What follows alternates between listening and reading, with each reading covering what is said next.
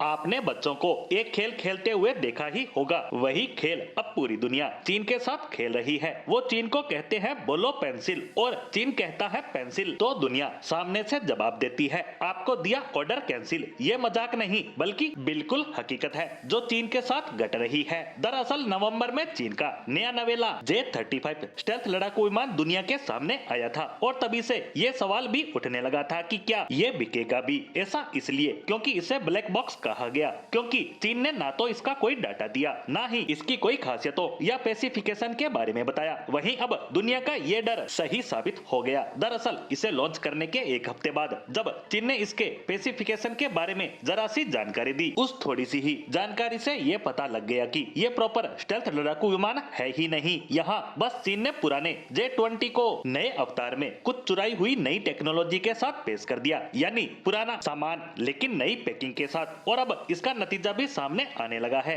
कि एक कर चीन के ग्राहक जो इस विमान को खरीद सकते थे वो पीछे हटने लगे। जैसे सऊदी अरेबिया इसके तकरीबन 200 यूनिट खरीदना चाहता था, बल्कि वह इस प्रोग्राम का हिस्सेदार भी बनना चाहता था। वो इसकी मैन्युफैक्चरिंग करना चाहता था, लेकिन कुछ दिन पहले वो इससे पीछे हट गया और अब वो जापान और ब्रिटेन के साथ मिलकर 5वीं और 6ठी पीढ़ी के लड़ाकू विमानों के प्रोग्राम में जुड़ने जा रहा है। उसके बाद इजिप्ट, यूएई जैसे देश भी एक कर पीछे हटते गए, लेकिन इन देशों का तो समझ में आता है क्योंकि इन्हें पैसों की परवाह नहीं है। इन्हें चाहिए परफॉर्मेंस जो कि J-35 नहीं दे सकता, इसीलिए ये पीछे हट गए। लेकिन मुझे ये नहीं लग रहा था कि J-35 स्टेल्थ लड़ाकू विमान की क्वालिटी इतनी घटिया हो सकती है कि पाकिस्तान तक इससे पीछे हट जाएंगे। दरअसल 2024 की शुरुआत में खबर आई थी कि चीन का जो J-31C फाइटर जेट है ये J-35 का ही कोड नेम था लॉन्च होने से पहले, और तब बताया गया था कि पाकिस्तान 100 से भी ज्यादा लड़ाकू विमान अपनी सेना के लिए खरीदेगा।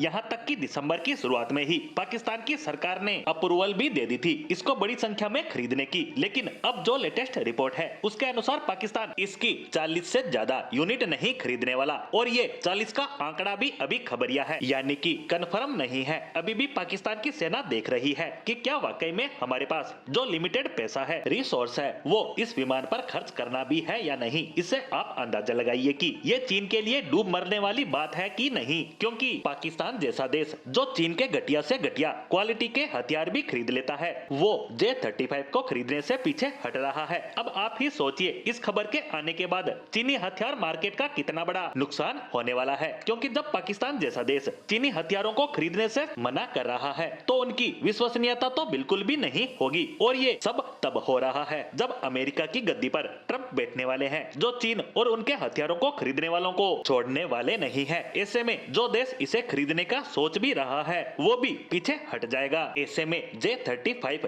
चीन का सबसे बड़ा फेल प्रोजेक्ट बनने जा रहा है।